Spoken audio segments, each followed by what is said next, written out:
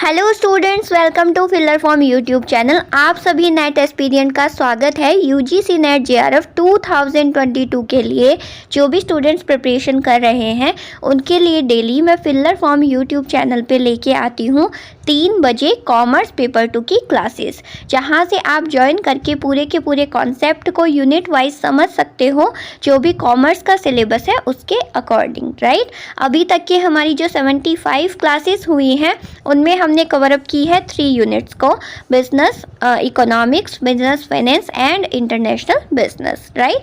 ठीक है, और अभी हमारी जो लास्ट 3 क्लासेस चल रही हैं 76, 77 और आज है हमारी 78 नंबर क्लास, जहां से हमने स्टार्ट किया है हमारी नेक्स्ट यूनिट जो कि है unit number 2 accounting and auditing. ठीक है स्टूडेंट्स, तो मैंने 2 क्लासेस में बेसिक समझाया है। सबसे पहले रोड मैप बनवाया है कि किस तरीके से हमने अकाउंटिंग की प्रिपरेशन करनी है। ठीक है, देखिए हमारे पास लिमिटेड टाइम है तो हमें उन टॉपिक्स को क्रैक करना है जो कि क्या है, इम्पॉर्टेंट है एग्ज़ाम के पॉइंट ऑफ व्यू से। ठीक है, जिनके चांसेस ज़्यादा रहते हैं आने के, तो उस बेसिस पे आपके लिए कॉन्सेप्ट वाइज जो हैं टर्म्स वो लेके आ रही हूँ। ठीक है, तो चलिए अभी बात करते हैं आज की क्लास की, जो कि है क्लास नंबर 78। ओके, तो सभी के सभी जल्दी से ज्वाइन कर लेंगे क्लास को, क्योंकि 3 बजे क्लास स्टार्ट हो जाती है। ओके स्टूडेंट्स, चलिए आगे अगर बात करें, जो स्टूडेंट्स नए हैं उन्हें मैं बता देती हूँ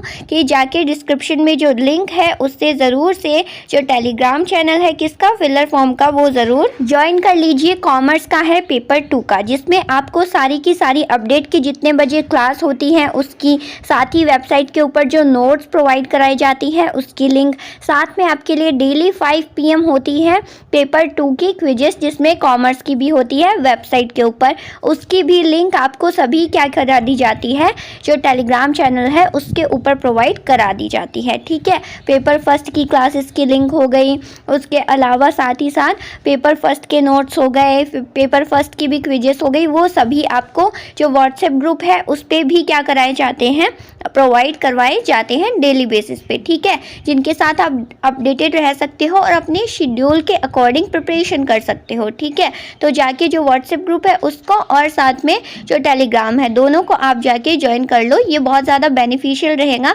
इसके लिए आपको सर्च आउट करने की ज़रूरत नहीं रहेगी कि मैम क्विज कब हो रही है, हमें पता ही नहीं चल रहा है। आपको time to time link provides होती रहेगी और ऊपर आपके पास नोटिफिकेशन आ जाएगा, जिस बेसिस पे आप जाके कंटिन्यूसली उनको ले पाओगे, अप्रोच कर पाओगे और प्रिपरेशन करने पाओगे। ठीक है, क्लियर है सभी को। साथ में बता देती हूँ कि ये पूरा शेड्यूल है, परफॉर्मा है फिलर फॉर्म प्लेटफॉर्म का, जो आपको प्रोवाइड कराता है ये सारे कंटेंट। ठीक है, जो पूरा परफॉर्मा है उसमें मैं बता देती हूँ पेपर फर्स्ट की क्लास लगती है आपके लिए, ये सब कुछ आपको बिल्कुल फ्री ऑफ कॉस्ट प्रोवाइड करवाया जाता है। जी स्टूडेंट्स, ये बिल्कुल फ्री ऑफ कॉस्ट अवेलेबल है आपके लिए। ठीक है, तो ये बहुत बड़ी अपॉर्चुनिटी है कि एक ऐसा प्लेटफॉर्म जो आपको बिना किसी फंड के प्रोवाइड करा रहा है। क्या बोलो, आपको कॉन्सेप्ट्स क्लियर हो रहे हैं, आपकी प्रैक्टिस सेशन हो रहा है। ठीक है, तो आप ज़्यादा से ज़्यादा क्या करो, ज़्यादा से ज़्यादा इसका बेनिफिट उठाओ। ओके, तो ये परफॉर्मा है। 3 बजे हमारी कॉमर्स की क्लास रहेगी, जो भी कॉमर्स के स्टूडेंट्स हैं उनको बता देती हूँ। उसके अलावा पेपर फर्स्ट की क्लास होती है 11 AM, जिसमें आपको प्रोवाइड कराया जाता है यूनिट वाइज कॉन्सेप्ट, जो आपके टॉपिक्स हैं जो हिट करने वाले हैं, एग्जाम में पक्का से आते हैं, उनको आपके यहाँ पे कॉन्सेप्ट क्लियर कराया जाता है। ठीक है, और उसके अलावा प्रैक्टिस सेशन कराया जाता है PYQs का, एक्सपेक्टेड क्वेश्चंस का 2 PM पेपर फर्स्ट का। ठीक है, और 9 PM जो DI है, मैथ्स है, रीजनिंग है, उसकी क्लास लगती है 9 PM। ठीक है, तो ये तीनों भी पेपर फर्स्ट, देखिए दोनों का जो है ना, अगर आप पेपर फर्स्ट अच्छे से क्रैक कर पाओगे तो आपको क्या होगा, पेपर 2 जब आप करोगे ना, अटैम्प्ट करोगे, तो दोनों का मिला के आपकी जो रैंक है वो अच्छी आ सकती है। तो आपको पेपर फर्स्ट को भी बिल्कुल क्या नहीं लेना है, लाइटली नहीं लेना है, उसकी भी प्रैक्टिस आपको ज़्यादा से ज़्यादा करनी है, क्योंकि अब टाइम ज़्यादा बचा नहीं है। अभी तक अगर आपने 100% पेपर 2 में दिया है तो अब 60-40 का रेशियो बना लो। ठीक है, अगर 60% आप पेपर 2 को दे रहे हो, क्योंकि देना पड़ेगा, क्योंकि उसका जो सिलेबस है वो थोड़ा सा लेंथी है, राइट, तो आपको 40% क्या करना है, पेपर फर्स्ट को भी देना ही है। ये क्लासेस लगाइए, साथ में प्रैक्टिस कीजिए खुद से, और 2 या 3 घंटे आप इन क्लासेस के अलावा निकाल लीजिए पेपर फर्स्ट के लिए, ठीक है। उससे आपकी अच्छे से प्रिपरेशन हो जाएगी।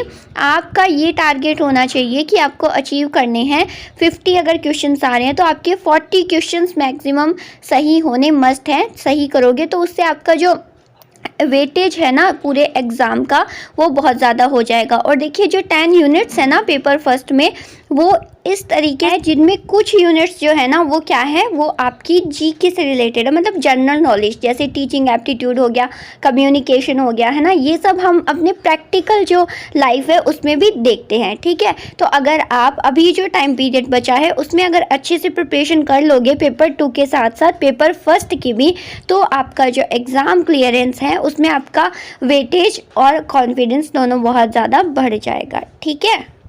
और फिर आप नेट इजीली क्रैक कर पाओगे पेपर फर्स्ट के बेसिस पे बोलिए। और पेपर सेकंड जिसका 100% तैयार हो गया ना, फिर उसे जेआरएफ लाने से कोई नहीं रोक सकता, ठीक है ना। चलिए तो अच्छे से प्रिपरेशन करनी है हम सबको मिलके, ठीक है। मैं आपके लिए जो कंटेंट लेके आ रही हूँ डेली लगाइए और साथ में सेल्फ स्टडी भी करते रहिए, ओके ना। चलिए तो बात करें, और साथ ही साथ डेली क्या होती है आपके लिए 5 क्वेश्चंस लेके आए जाते हैं, किसके थ्रू, वेबसाइट पे क्विजेस के थ्रू, ठीक है। मैंने कहा था कि पेपर फर्स्ट की क्विज होती है वो तो होती है, पेपर 2 की होती है कॉमर्स की, जिससे डेली आपकी जो 5 टर्म्स है ना, क्योंकि आपको पता है PYQ से क्वेश्चन आपके क्विज में डाले जाते हैं या एक्सपेक्टेड क्वेश्चंस डाले जाते हैं। उससे आप क्या कर सकते हो, टॉपिक को क्या कर सकते हो, पहचान सकते हो कि ये जो टॉपिक्स है ना इस यूनिट में से, इन टॉपिक्स में से ज़्यादा क्वेश्चन पूछे जा रहे हैं, ठीक है। तो उस टॉपिक को आप सेल्फली क्लियर कर सकते हो, ठीक है। तो इससे आपकी डेली की 5 टर्म्स क्लियर होती है और साथ में आपको पता चलता है कि किस यूनिट में कौन से टॉपिक का जो वेटेज है वो ज़्यादा है, ठीक है ना। तो इस तरीके से क्विज के माध्यम से भी आपकी प्रिपरेशन चल रही है, तो डेली क्विज को मस्ट है अटेम्प्ट कर लिया करो, ओके ना। चलिए अब आगे बढ़ते हैं, बात कर रहे हैं, अभी हमारी चल रही है यूनिट नंबर 2 अकाउंटिंग, ठीक है। मैंने इंट्रोडक्शन में बताया था कि क्या होता है अकाउंटिंग, जल्दी से मुझे सब बता देंगे मैम। वी नो, हमने लास्ट क्लास में ही पढ़ा कि जो भी फाइनेंशियल ट्रांजैक्शन होते हैं एक बिजनेस के वित्तीय लेन देन, उनको रिकॉर्डिंग करना, फिर उनको क्लासिफिकेशन करना, उनको समराइज करना और उनको रिपोर्टिंग करना, और फिर जो क्या है इंटरेस्टेड है पीपल्स, इंटरेस्टेड जो पार्टीज़ हैं उनको कम्युनिकेट करना। ये पूरी जो प्रक्रिया प्रोसेस होती है इसी को हम बोलते हैं अकाउंटिंग। अब एक एक टर्म को मैंने अच्छे से लास्ट क्लास में समझा दिया था कि रिकॉर्डिंग कैसे करी जाती है, फिर क्लासिफिकेशन में कौन से अकाउंट्स बनते हैं, रिकॉर्डिंग में हम बनाते हैं जर्नल, जबकि अगर छोटी क्या होती है फर्म होती है और बड़ी फर्म होती है तो अलग अलग बुक्स, जैसे परचेज बुक्स हो गई, है ना, अलग अलग बुक्स बनती है, ठीक है, सब्सिडरी बुक्स जिनको बोलेंगे। वही फिर क्लासिफिकेशन जब करेंगे तो अलग अलग अकाउंट्स बनाएंगे जिनको हम बोलते हैं लेजर। उसके बाद समराइज करेंगे तो समराइज में ट्रायल बैलेंस के थ्रू क्या किया जाता है, फाइनल अकाउंट्स, अंतिम खाते तैयार किए जाते हैं जिसमें हम ट्रेडिंग एंड P&L अकाउंट बनाते हैं, फिर क्या बनाते हैं बोलो, बैलेंस शीट बनाते हैं, है ना। उस बेसिस पे फिर एनालाइज किया जाता है। एनालाइज में हम क्या करते हैं, fund flow, cash flow, ratio analyse, इन सब के माध्यम से देखते हैं कि हमारी बिजनेस की, फर्म की एग्जैक्ट सिचुएशन कहाँ पे, और फिर हम अपने ही फर्म का पिछले ईयर के कंपैरिजन कर पाते हैं कि पिछले ईयर एक फर्म ने कितना प्रॉफिट कमाया है, इस साल कितना प्रॉफिट कमाया है, और आपस में हम तुलना कर सकते हैं, कंपैरिजन कर सकते हैं। और फिर क्या करते हैं, कम्युनिकेट कर सकते हैं किसके साथ, जो इंटरेस्टेड पार्टीज़ हैं उनको अपनी फर्म के बारे में पता चलता है, और अगर वो इंटरेस्टेड होते हैं तो वो हमारे जो शेयर्स हैं उनमें इन्वेस्ट करते हैं, उनको खरीदते हैं, है ना। तो ये पूरी प्रोसेस रहती है, ये पूरा का पूरा बेसिक है किसका, जब हम अकाउंटिंग खोल के पढ़ना शुरू करते हैं तो हमें ये चीज़ तो पता होनी चाहिए, क्योंकि ये बेसिक है। इसके बेसिस पे सारी की सारी जो टॉपिक्स है, चैप्टर्स है, वो हमने पढ़ना होता है, ठीक है। तो यहाँ तक हमने लास्ट क्लास में बात कर ली है। कुछ नए स्टूडेंट्स ऐड हुए हैं, उनको ये नहीं लगना चाहिए कि अरे बीच में से क्या चल रहा है, ठीक है। तो आप देखोगे, आप समझोगे तो आपको पता चलेगा। मैं बेसिक से पढ़ाती हूँ ताकि हर एक टर्मोलॉजी है वो क्लियर रहे आप लोगों को। ओके ना। अब आज के हमारे मेन टॉपिक पे आ जाते हैं। ये सब हमने देख लिया था। अब आज की क्लास में जो चैप्टर फर्स्ट है, जो इंट्रोडक्शन है, बेसिक कॉन्सेप्ट्स ऑफ अकाउंटिंग, उसमें हम देखेंगे कुछ जो बेसिक कॉन्सेप्ट्स हैं किसके, अकाउंटिंग के। ठीक है, उनके बारे में हम डिटेल में आज की क्लास में डिस्कस करने वाले हैं। इनमें से डायरेक्ट क्वेश्चंस पुट अप हो जाते हैं असर्शन रीजन में से। ठीक है, या फिर आपको दे देते हैं बताओ कौन कौन सी अवधारणाएं हैं जो अकाउंट्स के लिए यूज़ की जाती है, अकाउंटिंग प्रोसेस में यूज़ की जाती है, इस तरीके से। तो इनको आपको एक तो याद तो करना ही है पॉइंट वाइज। ठीक है, और अभी मैं आप सबके साथ एक्सप्लेन करूंगी आप सबको कि कौन सा कॉन्सेप्ट है, कौन सी अवधारणा है, या फिर एजम्पशन या मान्यता बोल सकते हैं, कि वो बताती है कि इस तरीके से एक फर्म को क्या करना चाहिए, अपने खातों को तैयार करना चाहिए या फिर ये प्रोसेस करके रखना चाहिए। ठीक है, तो कुछ एजम्पशंस है, कुछ कॉन्सेप्ट है जिनको हम डिस्कस करने वाले हैं। तो आपको पता होना चाहिए कि इस कॉन्सेप्ट में ये पॉइंट रखा गया या ये करना चाहिए। ठीक है, तो वो एक एक जब हम समझेंगे तो आपको अच्छे से क्लियर हो जाएगा। ओके ना। चलिए अभी स्टार्ट करते हैं। फिर से बोल रही हूँ, सभी ज्वाइन कर लो, अपनी अटेंडेंस लगा दो। आप सभी को पता ही है किस तरीके से अटेंडेंस लगनी होती है, राइट। लाइक बटन को प्रेस कर दो जितने भी अभी देख रहे हो लाइव चैट में। ठीक है, और बाद में अगर देखो तो वो भी ज़रूर अटेंडेंस लगा देना अपनी। ओके ना। चलिए तो चलिए अब शुरू करते हैं। क्या बोलो, अकाउंटिंग कॉन्सेप्ट्स और अजम्पशंस, यानी कि लेखांकन की अवधारणाएं या मान्यताएं। क्लियर है? नहीं मैम, अभी तक तो क्लियर नहीं है, आप समझाओगे तो क्लियर हो जाएगा, है ना। चलिए ठीक है, समझते हैं। चलिए स्टार्ट करते हैं। देखिए पहले ये जानते कि ये अवधारणाएं आखिरकार बनाई क्यों गई, है ना। तो देखिए जो इंडिविजुअली फर्म्स होती हैं, ठीक है, बिजनेस होते हैं, वो अपने अपने तरीके से क्या करेंगे, खातों को तैयार करेंगे।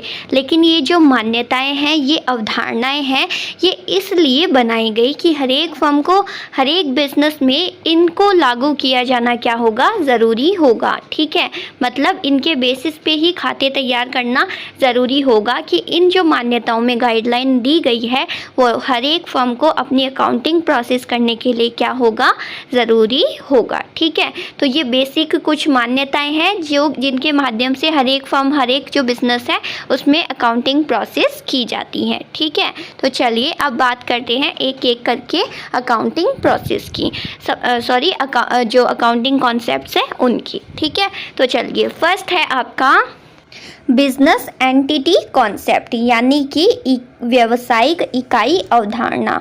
अब ये क्या है, इस कॉन्सेप्ट के अकॉर्डिंग क्या होता है कि बिजनेस को ट्रीट किया जाता है एक अलग इकाई के रूप में। ठीक है, जो कि उसके जो ऑनर्स हो गए, उसके क्रेडिटर्स यानी लेनदार हो गए, मैनेजर्स हो गए, या फिर अदर जो भी डिपार्टमेंट है उनसे एक अलग, यानी बिजनेस या फर्म एक अलग ही इकाई होती है। किससे? उसके ऑनर से, उसके क्रेडिटर से, उसके मैनेजर से। समझ में आया कॉन्सेप्ट कि बिजनेस की क्या होता है, बिजनेस खुद एक कृत्रिम व्यक्ति होती है। ठीक है, यानी कि बिजनेस की अपनी खुद की, फर्म की खुद की अपनी एक अलग पहचान होती है। ठीक है, तो बोल सकते हैं कि जो फर्म है वो एक अलग यूनिट है। किससे? अपने ऑनर्स, फर्म से, क्रेडिटर से, मैनेजर से। क्लियर है बात सभी को? ठीक है, तो क्या होता है ना कि business unit should have a completely separate set of books, यानी जो बिजनेस है, जो व्यवसाय है, उसका कम्प्लीटली क्या होता है, अलग से क्या होते हैं, खाते होते हैं। ठीक है, और हमें क्या करना पड़ता है, जितने भी लेन देन होते हैं, बिजनेस ट्रांजेक्शन्स होते हैं, उनको फर्म के पॉइंट ऑफ व्यू से रिकॉर्ड करना होता है। ऑनर अपने परसेप्शन से कभी भी नहीं कर सकता रिकॉर्ड, किसको, जो ट्रांजेक्शन्स होते हैं उनको। मतलब कि ऑनर अपनी, मैनेजर्स अपनी नहीं चला सकते, उनको फर्म के पॉइंट ऑफ व्यू से जो भी बुक्स हैं वो तैयार करनी होगी, जो भी खाते हैं, जितने भी लेन देन हैं उनको रिकॉर्ड करना पड़ेगा। ठीक है ना। पहला कॉन्सेप्ट क्या है, business entity unit, business entity concept, यानी व्यवसायिक इकाई अवधारणा।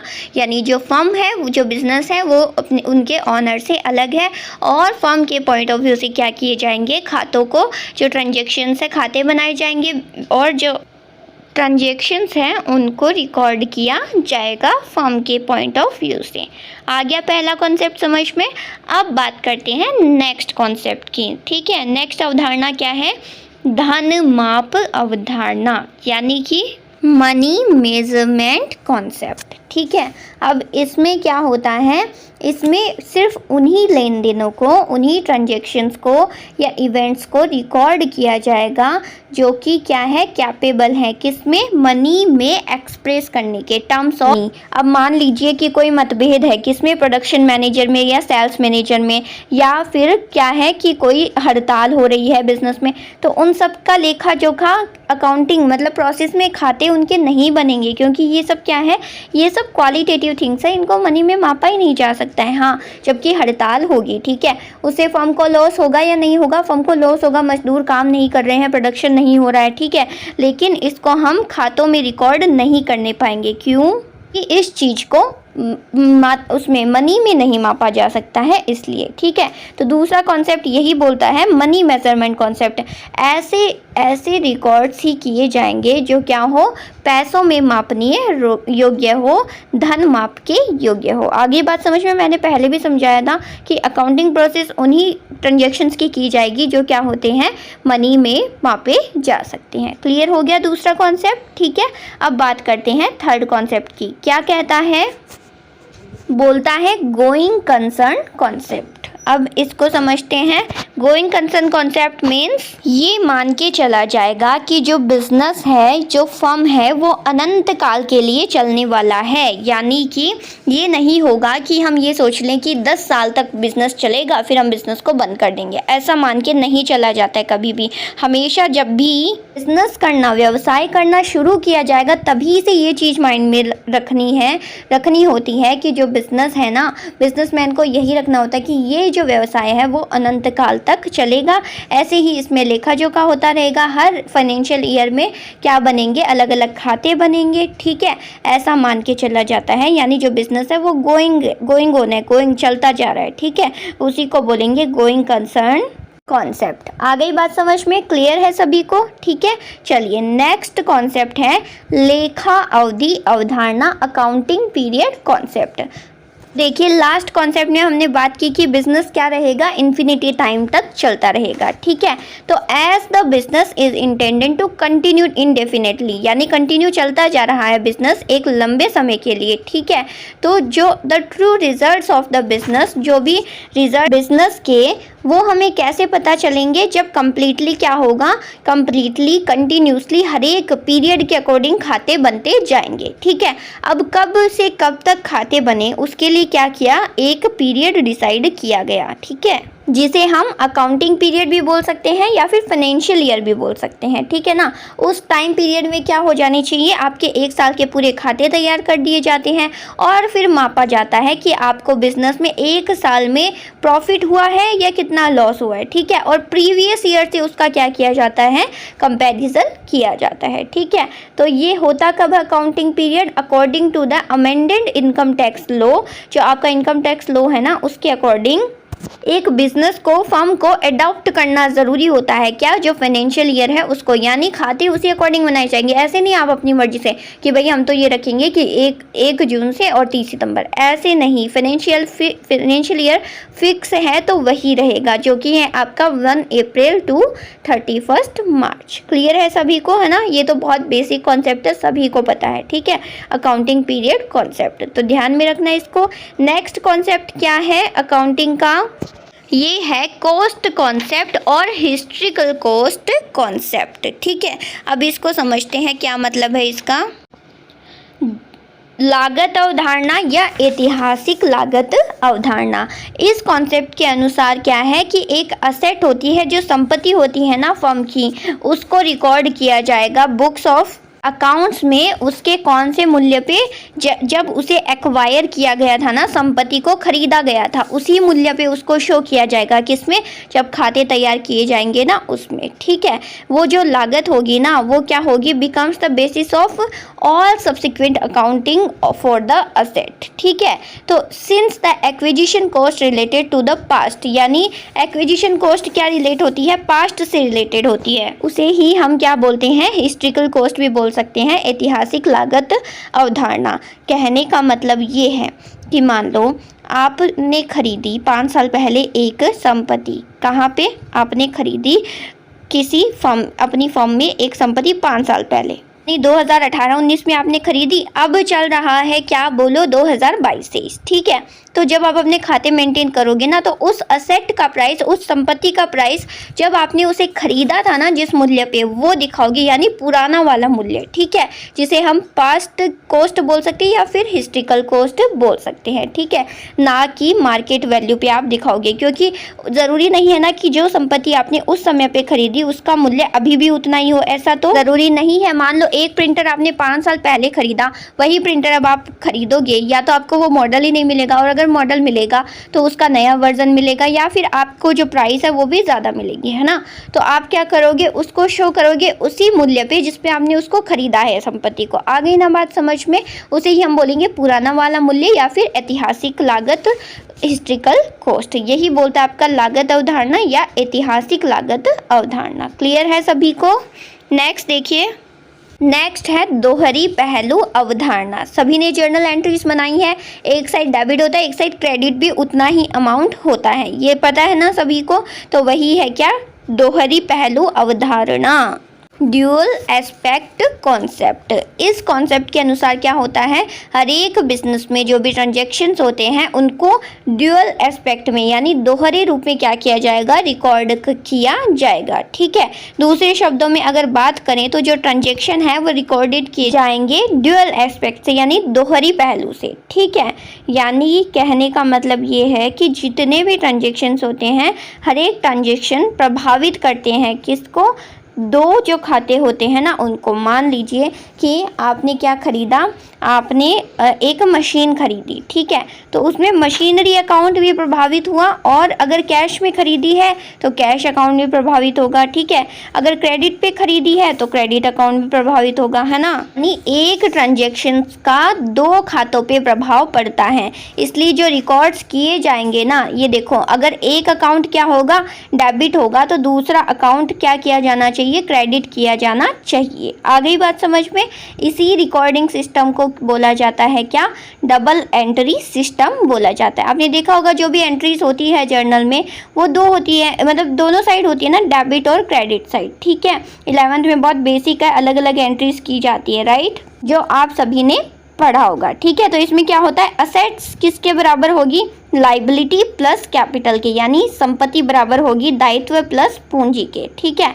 और पूंजी किसके बराबर होगी, बोलो, असेट माइनस लाइबिलिटी, यानी कि संपत्ति को घटाएंगे किसमें से, दायित्वों में से, ठीक है। तो क्या पड़ता है, दोहरा प्रभाव पड़ता है कोई भी ट्रांजैक्शन का, लेन देन का, किस पे, जब हम रिकॉर्ड करते हैं किसको, ट्रांजैक्शंस को, खाते बनाते हैं तो दो खाते प्रभावित होते हैं, इसलिए जो डेबिट होगा उसको क्रेडिट भी जरूर किया जाना चाहिए। ये बोलता है आपका ड्यूअल एस्पेक्ट कॉन्सेप्ट। आ गई बात समझ में, आई होप क्लियर है सभी को, ठीक है।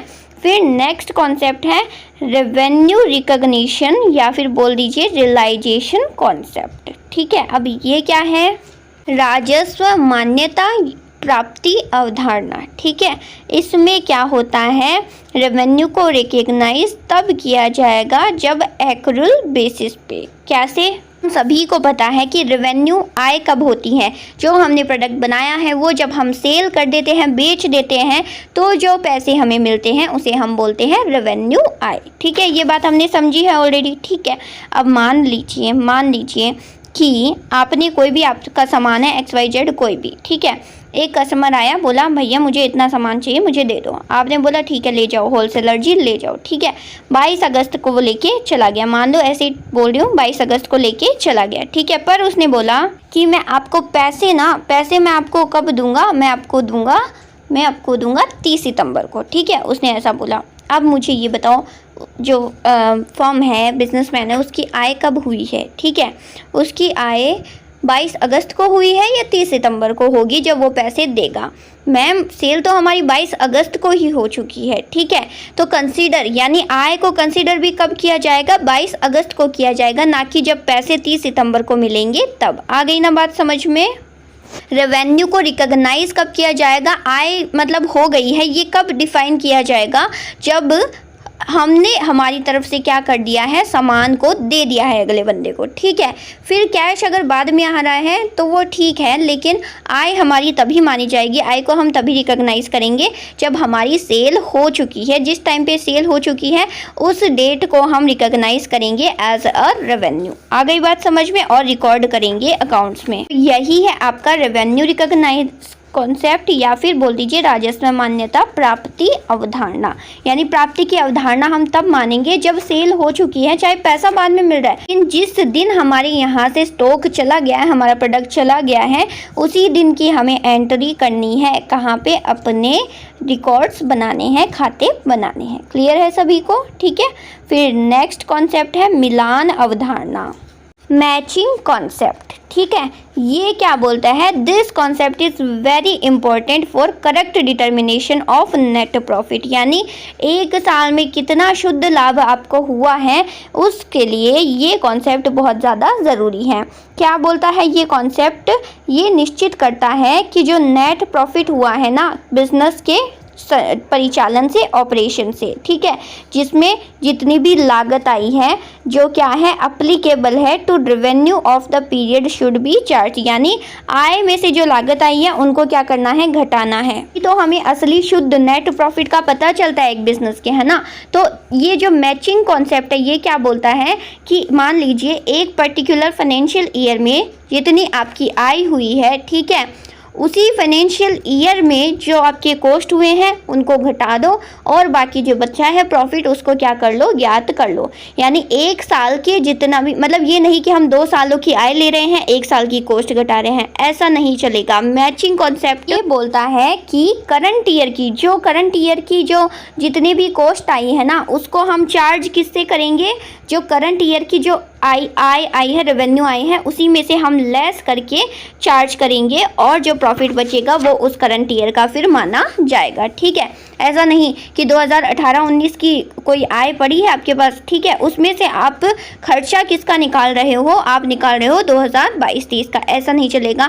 18-19 की आय में से 18-19 के खर्च निकाल दो और प्रॉफिट ज्ञात कर लो, वो पूरा उस करंट ईयर का क्या बन जाएगा? प्रोसीजर बन जाएगा, ठीक है। जैसे अभी 2022-23 का कोई फॉर्म बना रही होगी, तो जो 22-23 में जो क्या है आय होगी ना, उसी में से 22-23 के खर्चों को ही सिर्फ क्या किया जाएगा? चार्ज किया जाएगा और प्रॉफिट निकाला जाएगा। यही होता है मैचिंग कॉन्सेप्ट, यानी एक साल का उसी साल से। क्लियर है? फिर देखिए नेक्स्ट है एक्रूअल कॉन्सेप्ट, यानी कि ये है प्रोद्भवन अवधारणा। अब समझिए एक्रूअल कॉन्सेप्ट का मतलब क्या होता है। जैसे हमने रेवेन्यू रिकॉग्निशन में देखा कि इस दिन हमारी सेल हुई है, हमने प्रोडक्ट होलसेलर्स को दे दिए हैं, प्रोडक्ट्स जो हैं, चाहे वो हमने उधार पे दिए हैं, कैश हमें बाद में मिलेगा, लेकिन हमने सेल अभी कर दी है, ठीक है। तो उसको हम किस तिथि को रिकॉर्ड करेंगे? जिस दिन सेल करी है उसी तिथि को। उसी तरीके से मान लीजिए हमने रॉ मटेरियल परचेज किया है, हमने एक्सपेंस किया है, ठीक है, हम सप्लायर से रॉ मटेरियल जिस दिन परचेज करके लाए हैं ना, चाहे कैश में लाए हैं तो हाथों हाथ रिकॉर्डिंग करनी ही करनी है। अगर कैश दे के भी ना आए हो, उधार पे हमने क्या खरीदा है? कच्चा माल खरीदा है, तो वो हमारा क्या हुआ है? खर्चा हुआ है, ठीक है। तो ऐसा नहीं है कि जब हम उसे पैसा देंगे उस टाइम पे हम रिकॉर्ड करेंगे, नहीं। जिस दिन हम उससे खरीद के लाए हैं, हमारे पास स्टॉक आ गया है, सप्लायर ने हमें स्टॉक दे दिया है, उसी दिन हम क्या कर लेंगे? रिकॉर्ड कर लेंगे उसको कि इतना माल हमने, इतना कच्चा माल, इतने रुपयों का हमने क्या खरीदा है? सप्लायर से आज के दिन खरीदा है। चाहे पैसे क्या हो हम बाद में दे तो भी एक्सपेंसेस उसी दिन का माना जाएगा जिस दिन वो हमने खरीद लिया है, रॉ मटेरियल जिस दिन हमारे पास ट्रांसफ़र होके आ गया है। आ गई बात समझ में? इसी को बोलेंगे accrual concept. I hope clear है। दो हैं आपस में एक जैसे सी हैं, रेवेन्यू रिकॉग्निशन और कॉन्सेप्ट, और एक है एक्रूअल कॉन्सेप्ट। तो दोनों को ध्यान में रखना। रेवेन्यू में जो सेल होती है हमारी उसको कंसीडर करेंगे उसी तिथि पे जिस दिन हो रही हैं, और एक्रूअल में जो एक्सपेंसेस होते हैं हमारे उनको उसी तिथि पे रिकॉग्नाइज करेंगे जिस दिन हमने क्या कर दिया? एक्सपेंस कर दिया है, ठीक है, हमने क्या कर लिया? परचेज कर लिया है, ठीक है। तो ध्यान में रखना इस चीज़ को। ओके, नेक्स्ट है वस्तुनिष्ठ अवधारणा। मतलब ऑब्जेक्टिव कॉन्सेप्ट। ठीक है, यानी इसका क्या मतलब है, देखिए दो चीज़ें होती है, सब्जेक्टिव और ऑब्जेक्टिव। जो भी अकाउंटेंट बिठाया गया होगा फर्म के अंदर पूरे खातों को रिकॉर्ड करने के लिए, पूरा मैनेजमेंट, अकाउंटिंग मैनेजमेंट, आपको पता है अलग से पूरी पोस्ट होती है एक अकाउंटेंट की, राइट, एक फर्म के अंदर। ठीक है, वो जितने भी लेखे जोखे करेगा ना ट्रांजेक्शन्स के, वो ऑब्जेक्टिव बेस पे करेगा, सब्जेक्टिव बेस पे नहीं। कहने का मतलब वो नहीं लगाएगा। आ रही है बात समझ में? ठीक है, जो भी क्या है रूल्स एंड रेगुलेशंस बने हुए हैं खातों को तैयार करने के, ठीक है, जो भी ट्रांजेक्शन्स होती हैं बिजनेस की, एक फर्म की, ठीक है, वो किस तरीके से की जाएगी, वो की जाएगी ऑब्जेक्टिव मैनर से की जाएगी। मतलब कि जो रूल्स बने हुए हैं उसी के अकॉर्डिंग। मतलब कोई भी अकाउंटेंट या फिर कोई भी व्यक्ति जो लेखा जोखा कर रहा है वो अपने बियासनेस, अपने पर्सनल भेदभाव नहीं इंक्लूड करने पाएगा। ठीक है, पर्सनल बियासनेस नहीं कर पाएगा। आ गई बात समझ में? ठीक है, वो क्या रहेगा, free from the personal Beas, यानी पर्सनल भेदभाव से फ्री रहेगा ऑफ आइदर मैनेजमेंट और द अकाउंटेंट। वो मैनेजर भी हो सकता है, अकाउंटेंट भी हो सकता है, जो क्या करता है, खातों को तैयार करता है। आ गई बात समझ में? आइए, ऐसा पॉसिबल कब होता है, जब हर एक जो ट्रांजैक्शन लेन देन हो रहे हैं उनका वेरीफाइड प्रूफ या डॉक्यूमेंट भी साथ में होता है। जैसे होते हैं ना आपके वाउचर्स हो गए, कैश मेमो हो गया, ठीक है, इनवॉइसेस हो गए, या फिर सेल बिल, या फिर पे इन स्लिप हो गई। ठीक है, ये सभी आपको किसके साथ शो करने पड़ते हैं, जो आप ट्रांजैक्शंस रिकॉर्ड करते हो उनकी तिथि, और वो जो वाउचर है या कैश मेमो है वो जब आपके पास होंगे तो उससे क्या करेगा, एक अकाउंटेंट अपनी नहीं चला पाएगा, क्योंकि उसका जो वेरीफाइड डॉक्यूमेंट है उस ट्रांजैक्शन का उसके साथ होगा। क्लियर है सभी को? ठीक है, तो कुल मिला के ये क्या है, 10 कॉन्सेप्ट्स हैं, 10 अवधारणाएं हैं जिनकी हमने बात की है। और आज की क्लास में हमने पूरा का पूरा जो चैप्टर फर्स्ट है, जिसमें हमने बिल्कुल थ्योरेटिकल बेसिक पढ़ा है, वो हमने कवर अप कर लिया है। ठीक है, तो जो भी 3 क्लास के अंदर मैंने बताया है उसको अच्छे से आप लगा लीजिएगा, और ये जो कॉन्सेप्ट्स हैं को ज़रूर अच्छे से लर्न कर लीजिएगा। और शॉर्ट नोट्स में ना छोटे छोटे पॉइंट्स लिख दो कि objective means personal, no personal biasness, actual means जितने भी एक्सपेंसेस हो गए उनको उन्हीं तिथि पे, मतलब अपने अकॉर्डिंग छोटे छोटे नोट्स बना के आप इन्हीं पे चिपका दो। ठीक है, ये जब रिवीजन करोगे ना एग्जाम के लिए तो वो बस सेंटेंस लिख के आपको, हाँ ये कॉन्सेप्ट तो ये बोलता है, क्लियर हो जाएगा। आगे बात सभी को समझ में? आई होप जो भी अभी तक हमने चैप्टर फर्स्ट किया है अकाउंट्स का वो आपको अच्छे से क्लियर हो गया है। एक बार मुझे सभी बता देंगे, नया यूनिट शुरू हुआ है। Now it's time for your feedback. आपको सभी को बताना है जो भी मैं लेके आई हूँ कॉन्सेप्ट वो आपको अच्छे से समझ में आ रहा है, नहीं आ रहा है, कोई प्रॉब्लम आ रही है तो you can discuss with me. आप मुझे कमेंट्स में पूछ सकते हो, साथ ही साथ आप टेलीग्राम पे भी पूछ सकते हो। मैंने आपको बताया है ऑलरेडी, साक्षी गोस्वामी मेरा टेलीग्राम चैनल है, जहाँ पे आपको कोई भी डाउट क्वेरी डिस्कस करनी हो आप कर सकते हो। ठीक है, तो it's time for your feedback. तो मुझे फीडबैक चाहिए, कमेंट्स में बताओगे आप मुझे ज़रूर से, ठीक है, कि आपको कैसा लगा, समझ में आ गया, ठीक है, आपने लर्न कर लिया, पूरे चैप्टर को समझ लिया है, ओके ना। साथ ही साथ अटेंडेंस लगाओगे अपनी अपीयरेंस के थ्रू, जो आप कैसे करोगे, लाइक बटन को प्रेस करके, ओके। और ज़्यादा से ज़्यादा जो स्टूडेंट्स हैं जो प्रिपरेशन करना चाहते हैं बट उनको इतना ज़्यादा वो टेक्निकली नहीं जुड़े हुए हैं, तो उनके साथ आप शेयर भी कर सकते हो, उनकी हेल्प भी हो जाएगी। ठीक है, तो आप शेयर भी कर दिया करो, ओके ना। चलिए, और साथ ही साथ आपको पता ही है कि जो भी नोट्स हैं वो आपको अवेलेबल करवा दिए जाते हैं डे टू डे क्लासेस के अकॉर्डिंग डेली वेबसाइट के ऊपर, और फिर उसकी लिंक भी प्रोवाइड करा दी जाती है टेलीग्राम चैनल के ऊपर और व्हाट्सएप ग्रुप के ऊपर। तो ये डिस्क्रिप्शन में लिंक अवेलेबल है, जाके टेलीग्राम और व्हाट्सएप ग्रुप ज्वाइन कर लो ताकि आपको सारी इन्फॉर्मेशन मिलती रहे, ओके ना। तो वहाँ से आप क्या कर सकते हो, वेबसाइट से PDF as a notes collect कर सकते हो, notes as a PDF collect कर सकते हो, और डेली क्विजेस होती ही हैं, आपको पता ही है। तो बिग अपॉर्चुनिटीज़ हैं आपके लिए, इनको ग्रैब कर लीजिए और अच्छे से प्रिपरेशन करते रहिए, ओके। मिलते हैं फिर नेक्स्ट क्लास में नए चैप्टर के साथ, इसी के यूनिट 2 यानी अकाउंटिंग के। क्लियर है सभी को? चलिए, तब तक के लिए thank you so much, bye, take care, keep preparing.